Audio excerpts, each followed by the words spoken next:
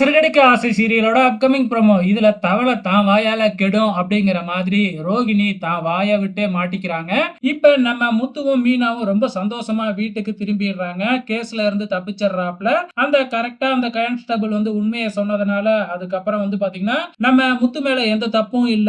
இந்த traffic police Arun தான் வேணும்னே முத்துவ பழி வாங்கறதுக்காக இப்படி ஒரு கேஸ போட்டிருக்காரு அப்படின்னு தெரிஞ்சுக்கிட்ட இன்ஸ்பெக்டர் முத்துவ ரிலீஸ் பண்ணிடுறாரு. முத்து நேரா வீட்டுக்கு வந்து அண்ணாமலை கிட்ட நடந்த விஷயத்தை மட்டும் சொல்லிட்டு அதுக்கப்புறம் என் கார் பிரேக் ஒயர் எப்படி கட் பண்ணுச்சுன்னு தெரியுங்களா? இந்த வீட்ல இருந்து யாரோ உதவி இருக்கிறாங்க.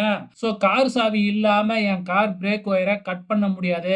ஏன்னா சாவியை வச்சுதான் ஓபன் பண்ணி அதை கட் பண்ண முடியும் அப்படிங்கிற மாதிரி சொல்லிக்கிட்டு இருக்கும் பொழுதே வந்து பாத்தீங்கன்னா ரோகிணி தானா வாய கொடுக்கறாங்க. ஏதோ நான் தான் கார் சாவியை எடுத்து கொடுத்த மாதிரி பேசிக்கிட்டு இருக்கிறாரு உன் வீட்டுக்காரரு அப்படின்னு மீனா கிட்ட கேட்க, அவரு அப்படி சொல்லவே இல்லையே, இந்த வீட்டுல ஒருத்தர்னு தானே சொன்னாரு, இப்ப எதுக்கு ஒன்னே நீங்களே சொல்லிக்கிற அப்படின்னு கேட்கும் பொழுது நம்ம ரோகிணி மறுபடியும் ஏற்கனவே இந்த வீட்ல என் மேல பல பேர் இருக்கு.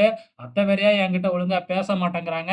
இப்ப கார் சாவி ஆணியில மாட்டியிருந்த கார் சாவிய நான் தான் எடுத்து குடுத்த மாதிரி சொல்லிக்கிட்டு இருக்கிறாரு அப்படின்னு சொன்ன உடனே, ஆமா நான் கார் சாவிய ஆணியில தான் மாட்டுனேன்னு உனக்கு எப்படி தெரியும்? அப்படின்னு கேள்வி கேட்கறாங்க.